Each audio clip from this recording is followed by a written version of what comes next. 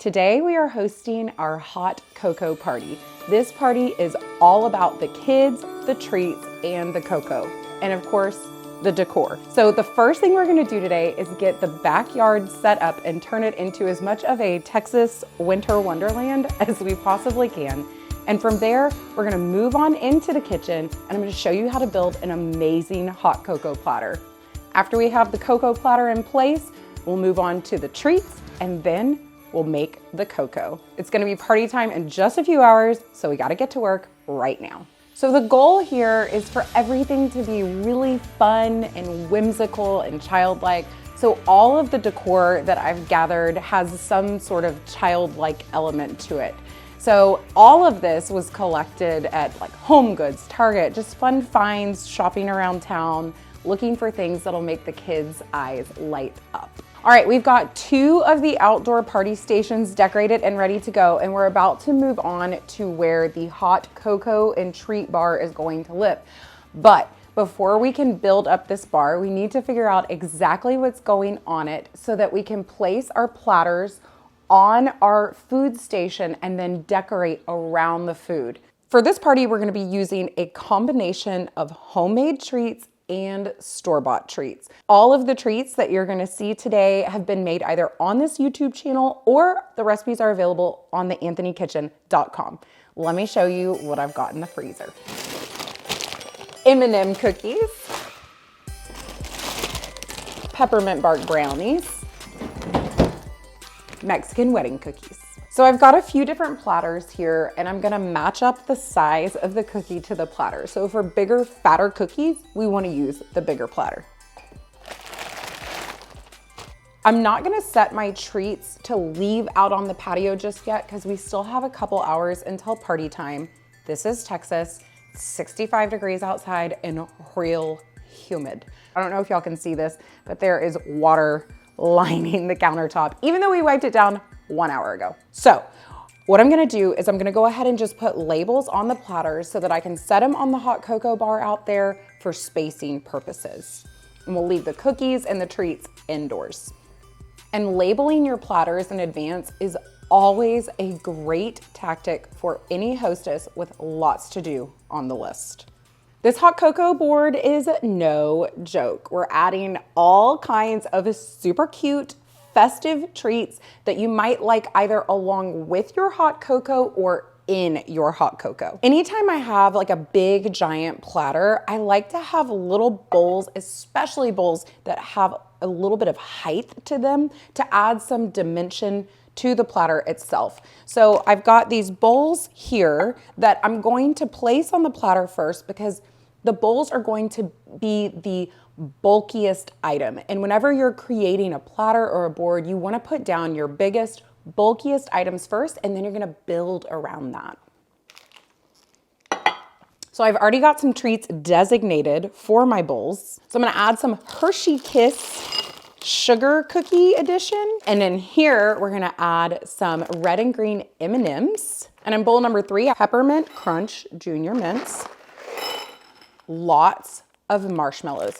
And there are a ton of different ways that you can build up this board, a ton of different items that you can place on them. Just go to the store and get inspired. Now I'm gonna add some peppermint sticks around the sides here. And I might add some more peppermint sticks in a minute, but for now we're gonna move on to the peppermint spoons. They make these little peppermint spoons. They're so cute. You can use them as stirrers in your hot cocoa or as an easy to unwrap candy cane.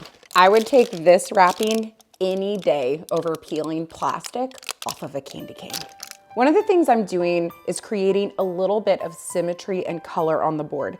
I've got red and white peppermint sticks over here, and now I'm gonna add my red and white peppermint spoons just across the way. Now I'm gonna add in some chocolate spoons, and I'm gonna place them across from one another as well. Got some fudge covered Oreos, and I'm just going to start by placing one Oreo kind of on the lip of the platter here, and then placing the other right on top and using my bowl here as an anchor to keep these in place. And for an extra pop of color, I'm gonna sprinkle some Christmas M&Ms just all over the platter. all across the top of the marshmallows. Ooh, and you know what? I see I have a little dead space here, right in here. So I'm gonna use small candies to fill that in.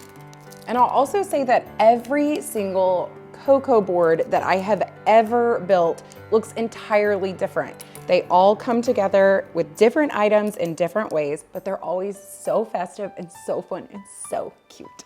You might catch me painting royally iced cookies, and you might even catch me frosting sugar cookies, but you will never catch me intricately icing royally iced cookies. So thank you, Target, for the store-bought cookie win. These cookies just add such a festive touch, so much color, and the kids love them. It's worth the splurge, and it adds to the decor. So we're back out where we're gonna build our cocoa bar, and one of the things that we really need to be mindful of is the flow of the food and beverage station. So we're gonna start with mugs, then we're gonna go to hot cocoa, then we'll go to hot cocoa platter, and from there we'll move on to treats. As I'm placing my platters, I'm thinking about the different heights of the platters and color variation. You wanna have a good mix of everything. I'm also gonna set up a little water station over here. So we're gonna go ahead and decorate around our platters, and then we're gonna pull our food items back in and go make some hot cocoa.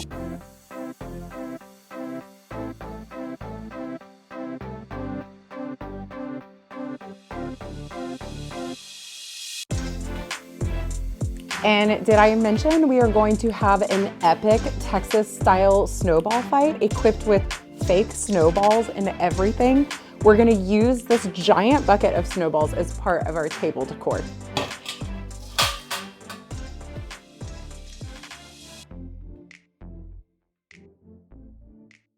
So I've increased my Anthony Kitchen cocoa recipe to serve 20 plus people. We are making a big batch of cocoa. We're gonna add 3 1/4 cup of granulated sugar to a large mixing bowl, along with 2 1/3 cup of unsweetened cocoa powder. Then you'll add 1 1/2 teaspoon of kosher salt and whisk that all together. We're gonna add our cocoa mix to a large pot along with 3 1/4 cups of water and mix that together over medium heat. As soon as this mixture starts to come to a boil, we're gonna add in 1 quart of heavy cream and 1 gallon of milk.